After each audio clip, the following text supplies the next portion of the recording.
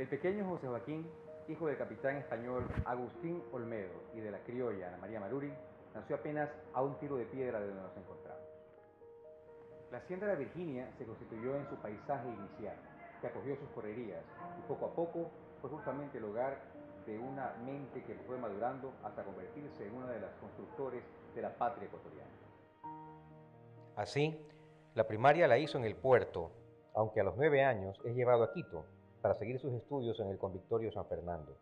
Más adelante, su destino es el Seminario San Luis, también de Quito, y para cuando fue tiempo de la universidad, en 1794, viajó a Lima para seguir la carrera de Derecho en San Marcos. De los años primerizos, lo que más le llenó fueron las clases y charlas con el precursor de la libertad en esas tierras, Francisco Eugenio de Santa Cruz Espejo y Aldaz, hijo de indígenas que tuvo que impostar su procedencia para poder tener acceso a los estudios. Destacó en gramática latina y otras asignaturas que lo condujeron a ser una de las voces imprescindibles de la poesía en lengua española en el siglo XIX. En 1800 obtuvo por concurso de oposición y méritos la cátedra de filosofía en San Marcos. En 1805 obtiene el doctorado en los 2 derechos, civil y canónico. Tras 4 años de práctica, se incorpora al Colegio de Lima. Va luego a dar clases en San Marcos, precisamente de digesto, porque le incorporaría una práctica inmejorable para su vida política y académica. Ya se prefiguraba por un lado el constructor de versos y por otro, en cambio, el que escuchaba el llamado de la República.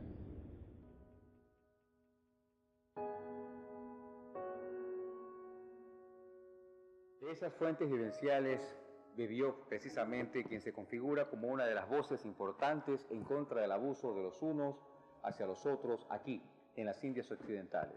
En calidad de tal, en su permanencia en México recibe el nombramiento de diputado para las Cortes de Cádiz por la provincia de Guayaquil. En esa situación se convierte en compañero de José Mejía Lequerica, viejo compañero de Eugenio Espejo. Aunque no es un gran orador, Olmedo se convierte pronto en foco de atención debido a su espléndido discurso en contra de las mitas. Todos sabemos que eso se configuró como una terrible institución que abusaba del trabajo de los indígenas. Una cosa más, dura la experiencia hasta 1812, porque 2 años más tarde, el rey Fernando VII termina con las cortes y persigue a sus miembros. Poco duró la aventura soberana. Al considerar al puerto estratégica entrada al bastión español que era el Perú, Bolívar se declara jefe supremo de la provincia desconociendo el gobierno de Olmedo. Aunque este protesta, se ve obligado a asentarse en el Perú con 200 vecinos. Más adelante, es diputado por Puno y comisionado para redactar la primera constitución peruana. Vuelve a ser amigo de Bolívar y aunque es nombrado 2 veces canciller de Colombia, declina y más bien en 1830, como prefecto de Guayaquil, firma el acta de anexión de la provincia al naciente Ecuador. En Riobamba fue asambleísta constituyente y luego vicepresidente de la República. Antes debe negociar límites con Nueva Granada. En 1838 fue alcalde primero municipal de Guayaquil, después gobernador interino de la provincia. Y el 6 de marzo de 1845, tras la caída de Flores, preside el triunvirato que forma con Vicente Ramón Roca y Diego Noboa.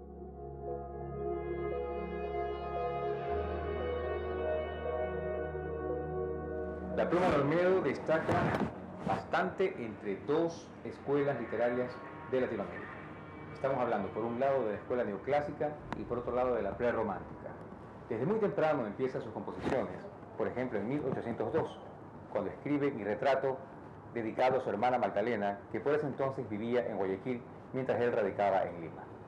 Se le ha tocado en repetidas oportunidades a Olmedo el hecho de escribir poemas a la muerte de doña Antonia de Borbón, la princesa de Asturias, pero tenemos que pensar la época en que tuvo que vivir el poeta.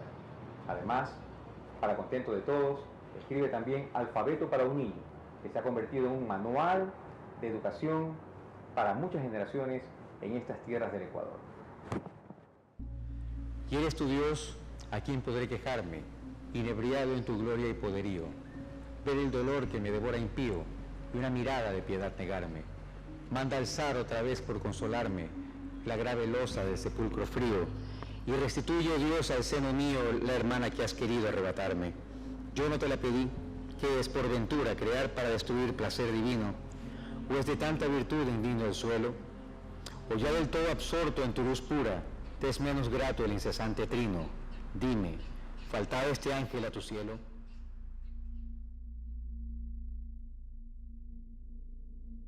Al año siguiente se encuentra en México, donde lee su famoso poema Impronto. Con motivo de la celebración de la independencia de su ciudad natal, Guayaquil, escribe Canción al 9 de octubre, que es considerada aún hoy como un himno a esta ciudad. Olmedo también hace trabajos de traducción, por eso que Alexander Pope es una voz vertida del inglés al español por la pluma de Olmedo.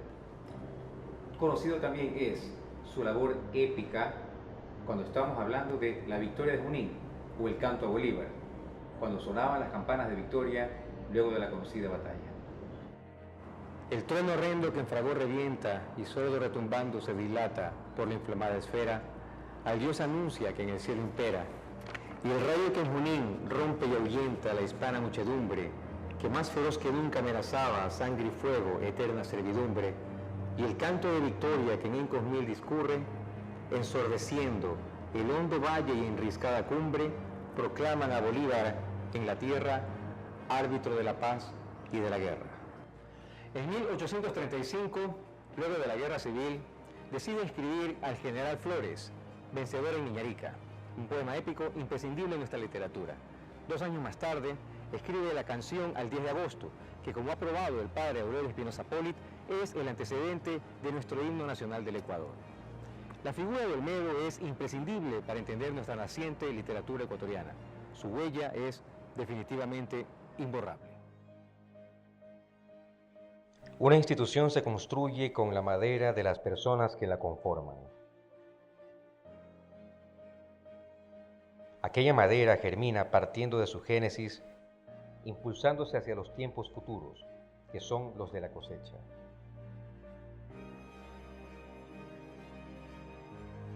La madera se hace camino aferrándose a la tierra en forma de raíces.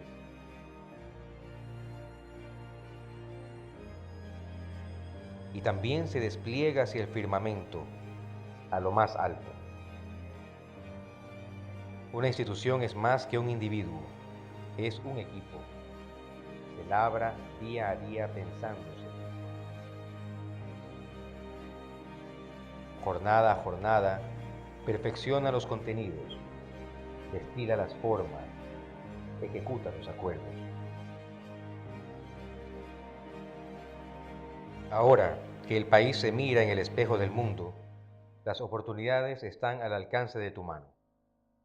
Ahora que Guayaquil repasa sus figuras trascendentes, dirige la mirada a José Joaquín Olmedo, al poeta, en Olmedo el prócer, en Olmedo el político visionario.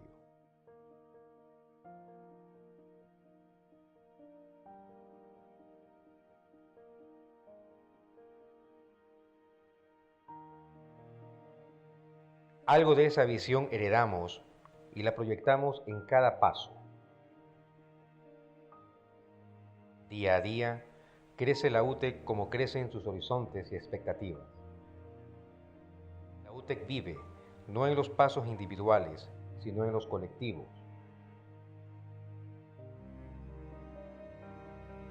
No en el eco de su voz, sino en su voz misma. Se cobija bajo ese mismo cielo iluminado. Se construye con la madera de la que tú estás hecho.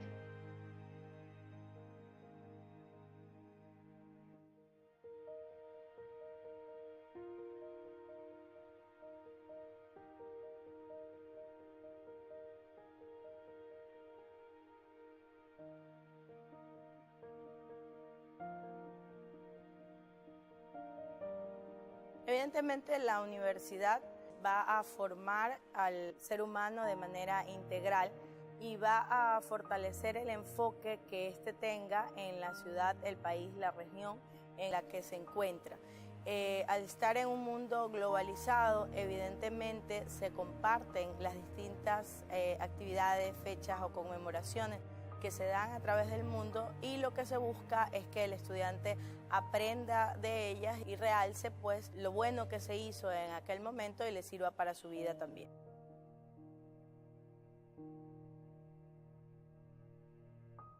La Universidad Tecnológica Empresarial de Guayaquil, como parte de su visión, está en aportar directamente en grandes proyectos nacionales al Ecuador, pero partir de lograr la categoría más alta dentro del escalafón de las universidades.